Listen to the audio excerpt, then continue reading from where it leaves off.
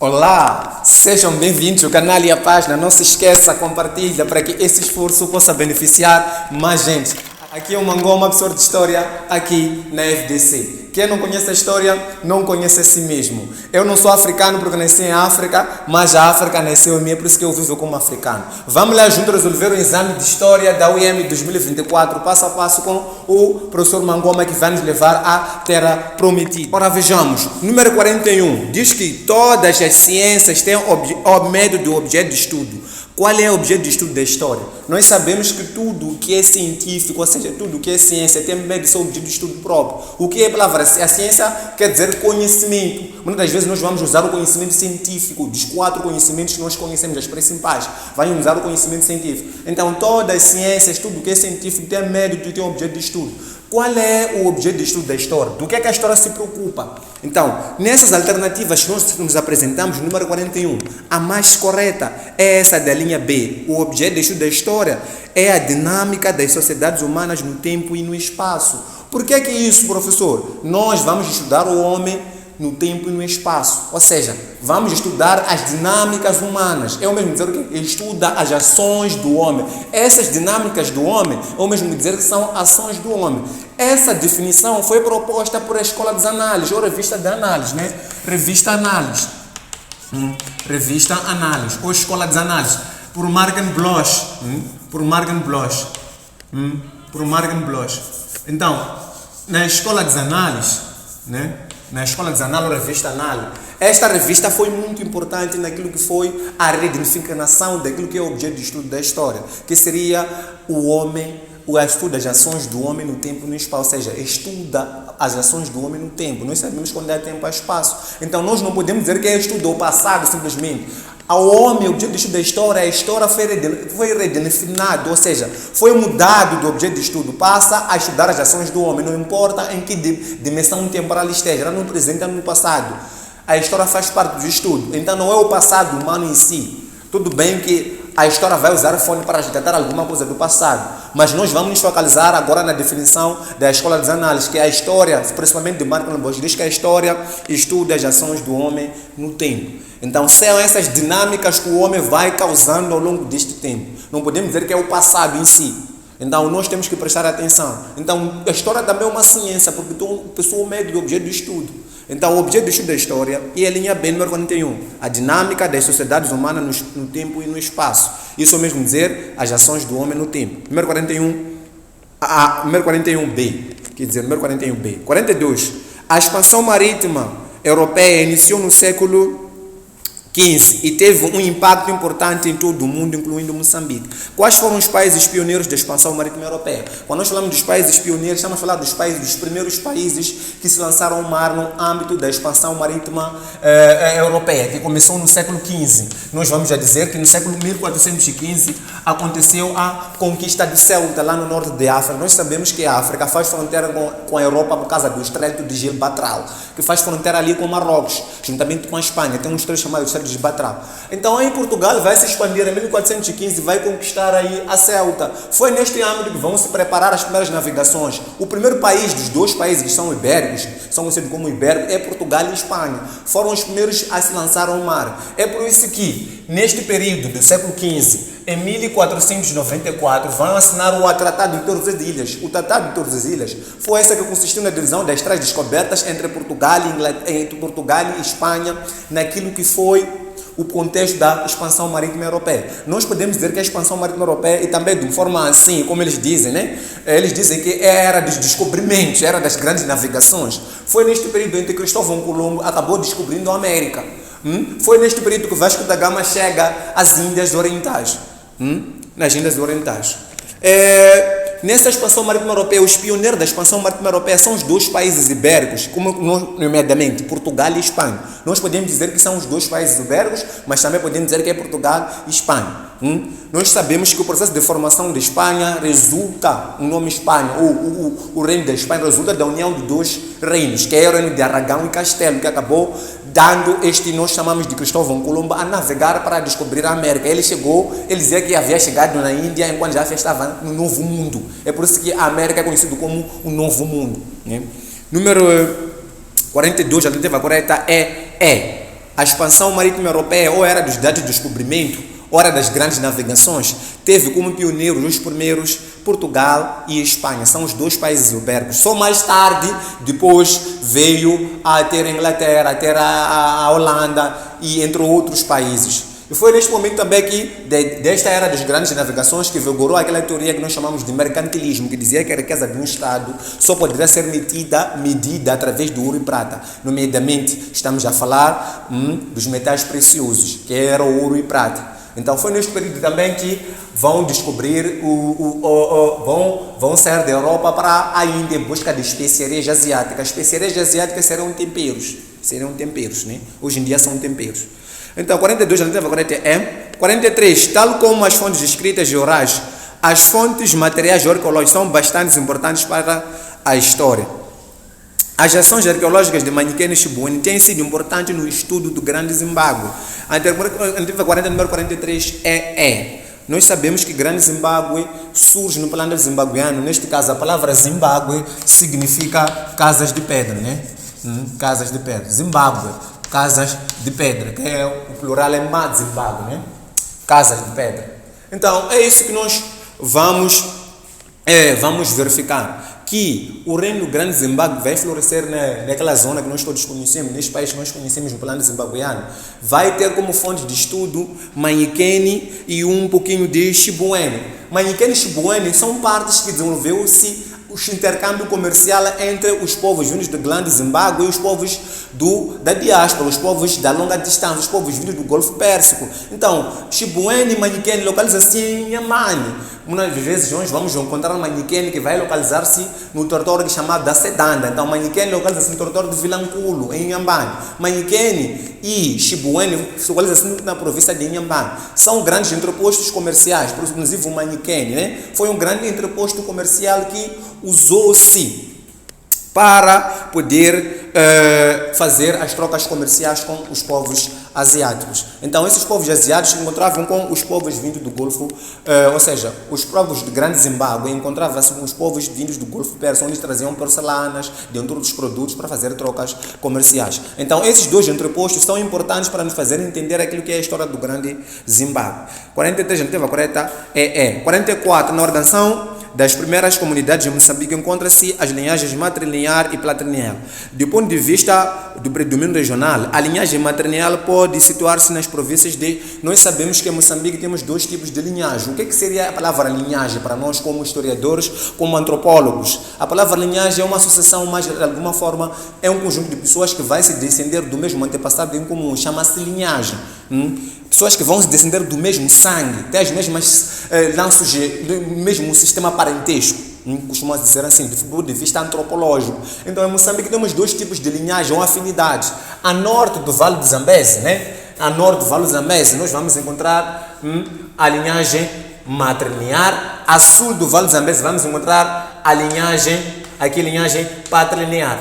Então, aqui na linhagem patrilinear, a mulher depois do casamento vai se dizer a terra do esposo. Nomeadamente, aquilo que acontece em Gaza, Maputo, Inhambane e um pouquinho aí na zona centro, nas províncias de Manica e um pouquinho para Tete. E aqui um pouquinho em cima, na linhagem matrilinear, depois do casamento, o homem que vai se dizer a terra da esposa, praticando o que nós chamamos de urixocalidade. Aqui as mulheres, por causa do não predomínio da atividade pastoriça, ou seja, aqui havia muita música de sensém. A mulher acabou ganhando prestígio pela prática da agricultura, diferentemente daqui da Zona Sul, onde o gado foi muito mais notório, a prática da criação do gado. É por isso que o homem ganhou prestígio. Então, o gado aqui na Zona Sul do Vale do Zambeze simboliza um prestígio, ou seja, um símbolo de riqueza. Aqui pratica-se a linhagem patrilinear, aqui na Zona Sul do Vale do Zambeze, onde o homem ou a mulher, depois do casamento, vai dizer-se a terra do esposo. Então, este processo chama-se virocalidade. Pratica-se muito mais nas zonas sul, nomeadamente Gaza, Maputo, Inhambane e outras províncias lá. Então, aqui querem saber quais são as províncias que pratica-se a linhagem matrilinear, pratica-se a urixocalidade. O homem vai se dizer a terra da esposa. Então, número 44, a alternativa correta é Nampula e Cabo Delgado. São essas regiões ou duas províncias que se pratica este processo de linhagem matrilinear ou urixocalidade, onde o homem depois do casamento é que vai dizer a terra da esposa. De lembrar que não podemos esquecer que a palavra linhagem significa pessoas que descendem do mesmo antepassado em comum. 45. Embora influenciada por outros contatos posteriores, a expansão e fixação banto, que data do primeiro milênio, continua com marcas indeléveis nas sociedades moçambicanas. Por exemplo, a expressão mulungu, muculuco, nhungu, nunguluco, nguar e chiquembo são termos que nós vamos usar para o quê? Nós sabemos que a palavra banto significa, né?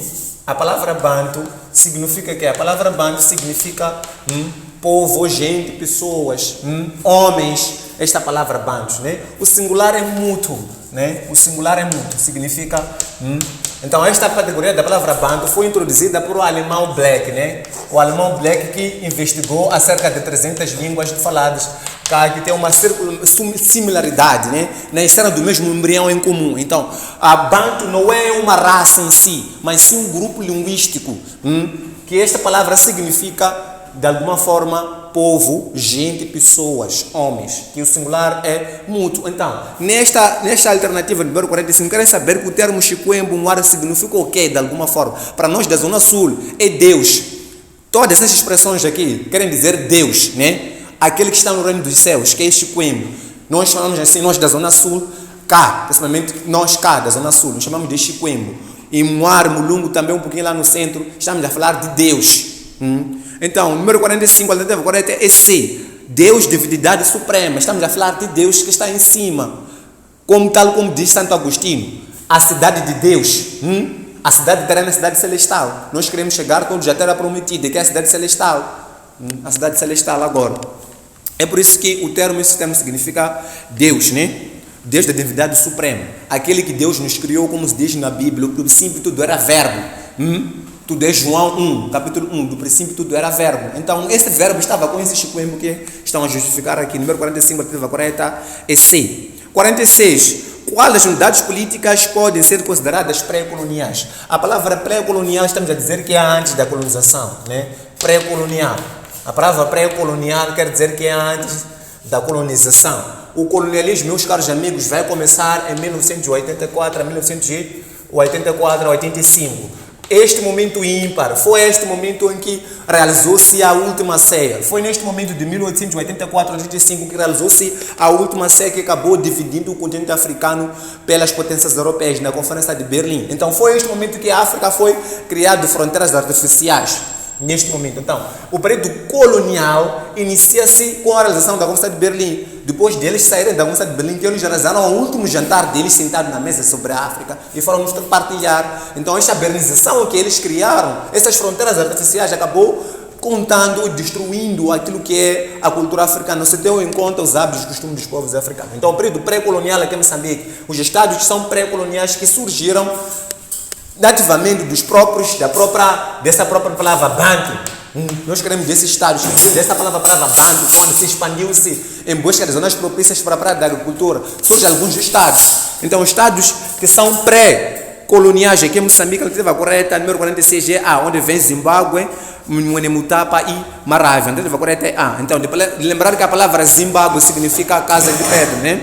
E o termo Mutapa significa senhor das minas, senhor do saque, senhor da conquista, né? Senhor da conquista. Então, 46, a alternativa correta é A. São esses estados, de alguma forma, vão surgir aqui. Por exemplo, o estado do Marávia vai resultar do intercâmbio entre os povos que vinham da Luba, que é atual Congo, liderado pelo Campiri, que acabou se entrando aí no Vale do Zambézio, fundando os estados Maravi, e vamos encontrar o culto mais destacado, que é o culto de Makengwane, que tinha aquelas mulheres que tinham esse culto, né, de Makengwane, que era um culto ligado à fertilidade. Número 46, a alternativa correta é A. 47. A mineração era uma das atividades econômicas desenvolvidas pelas populações do estado de Mutapa. O minério que era extraído e controlado pelos chefes para o comércio a longa distância foi o ouro. É claro que era o ouro que eles buscavam. Este ouro, quando era comercializado, eles tinham produtos de grande prestígio. Ou seja, aqueles produtos que ganhavam em troca do ouro, quando eles davam ouro, davam miçangas, porcelanas, eram bens de prestígio. Por quê? Porque não tinham. Eram bens de lealdade política e submissão. Porque aquelas bens de prestígio eram só uma pequena elite. Então aquilo garantia muito mais a coesão política dentro a dimensão da política. Então eram bens de prestígio porque só tinha uma pequena qualidade, uma pequena elite que desfrutava daquilo que eram os produtos, que eram resultado do comércio a longa distância entre os próprios Nguenemutapa com os povos vindo de outros continentes, sobretudo os povos vindo da Europa, que eram os próprios portugueses que acabaram chegando aqui em busca deste ouro para poder comprar as especiarias asiáticas. De lembrar que quando os portugueses quisessem circular no Império do Nguenemutapa, tinham que pagar um certo imposto de trânsito chamado curva.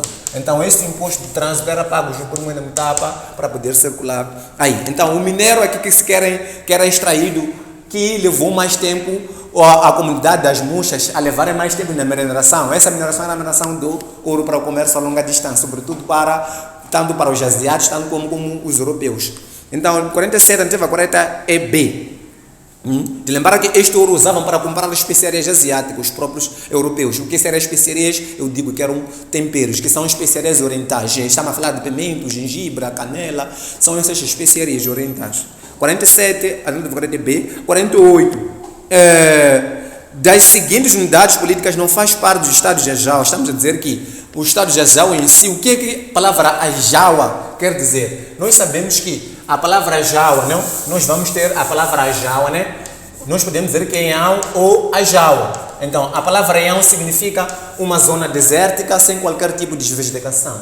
Essa zona, esse estado de Ajawa ou estado de Yão, localiza-se no atual província de Niassa, que tem como capital Lixinga. É uma das províncias com mais pluviosidade, ou seja, chuvas, elevados índices de chuva, com temperaturas amenas aqui em Moçambique. E mais terras propícias para a prática da agricultura. Então, foi nesta zona onde desenvolveu-se esses estados, na província de Niassa, estados Yão Marave. Então, Yão significa uma zona desértica sem qualquer tipo de vegetação. Então, aqui no número 47, qual é o estado que não faz parte do estado de Ajawa? A nativa correta aqui é linha é 48, é Baro. Baro faz parte dos estados satélites do Império do Nguenemutapa. É por isso que ela nativa aqui não faz compunha, que não compõe o estado de Ajawa. Então, Baro faz parte dos estados dos satélites ou vassalos do Império do Nguenemutapa, né? Ou vassalos do Império do Nguenemutapa, que nós vamos ter lá dentro aquilo que nós chamamos de estados satélites, que eram estados dependentes. Então, Barwe, a figura Barwe, a palavra Barwe, nós ouvimos a palavra Barwe, soamos muito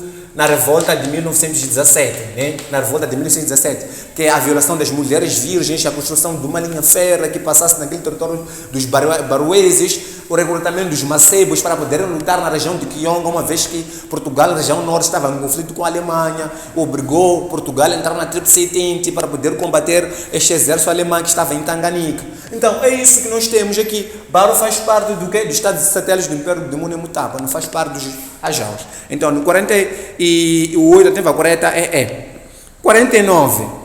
As evidências dos achados arqueológicos demonstram o longo processo da presença e penetração árabe-persa em Moçambique, através da costa Índico. O início da penetração mercantil árabe-persa em Moçambique, nós sabemos que quando falamos da penetração mercantil, estamos a falar do período comercial. O período comercial em Moçambique é dividido em duas partes, tal como o nível do continente africano, que agora querem discutir para mudar de nome, porque a África dizem que é um nome que o Ocidente trouxe aqui, que significa região sem frio. Então, um cientista, não sei onde, um antropólogo e filósofo está a discutir para se reaver a afirmação daquilo que é o termo África, para se colocar a Anésia, né? Eles diziam que a terra da origem, a terra do berço, tem que ser assim, não dizer África, porque é um termo muito mais preconceituoso. Temos que mudar este termo. Então, aqui no número 49, querem dizer que a penetração mercantil árabe-persa é o quê? Nós sabemos que o período comercial é dividido em duas partes. Temos o asiático, que seria árabe-persa, o asiático, e numa primeira fase, a segunda fase que é europeia, né? Europeia. Então, aqui em Moçambique, a primeira é asiática ou é árabe-persa. Então, queremos dizer o quê? A penetração mercantil asiática ou comercial foi anterior à europeia.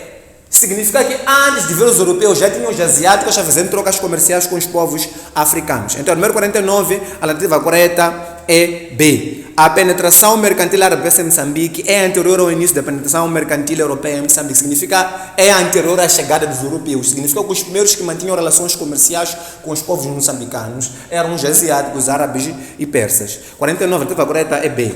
50. No percurso para a Índia, a expedição de Vasco da Gama, para além do rio de Bons Sinais, que era o Quambi, passou e escalou em 1498. É o ano que Vasco da Gama passa para Moçambique. Isso corresponde ao século XV, né? É finais do século XV. É o ano que Vasco da Gama passa pela primeira vez em Moçambique. Passou principalmente em Inhambane. Neste mesmo ano passou em Inhambane, que ele considerou como terra de boa gente, né? Passou em Inhambane. E depois passou um pouquinho naquilo que não dá para ver, aquilo que é a ilha de Moçambique, né? Aquilo que é a ilha de Moçambique. Lembrar que a ilha de Moçambique, naquele tempo, que deu origem ao nome Moçambique, localização muito vezes atualmente é Nampula. Então aquilo ali era uma capitania mó, como chamavam os portugueses, né? Uma zona de influência, que eles chamavam de ilha de Moçambique, localização atual Nampula. Então Vasco da Gama, ao longo do seu percurso, acabou passando por Inhambane e também acabou passando por a ilha de Moçambique, que localização é Nampula atualmente. Foi neste percurso da ilha de Moçambique que acabaram dando o nome de Moçambique, que encontraram lá um sultão chamado Musa bin Biki, que deu esse nome de Moçambique. Então esse nome de Moçambique muitas das vezes foi de origem portuguesa, quando queriam se referir àquele sultão que estava lá e que acabaram dizendo que é Musa bin Biki. Então, durante o seu percurso, quando passava em busca de novos caminhos para a Índia e acabou chegando na Índia, o Vasco da Gama passou por esses territórios neste ano, que é a ilha de Moçambique e Inhambane.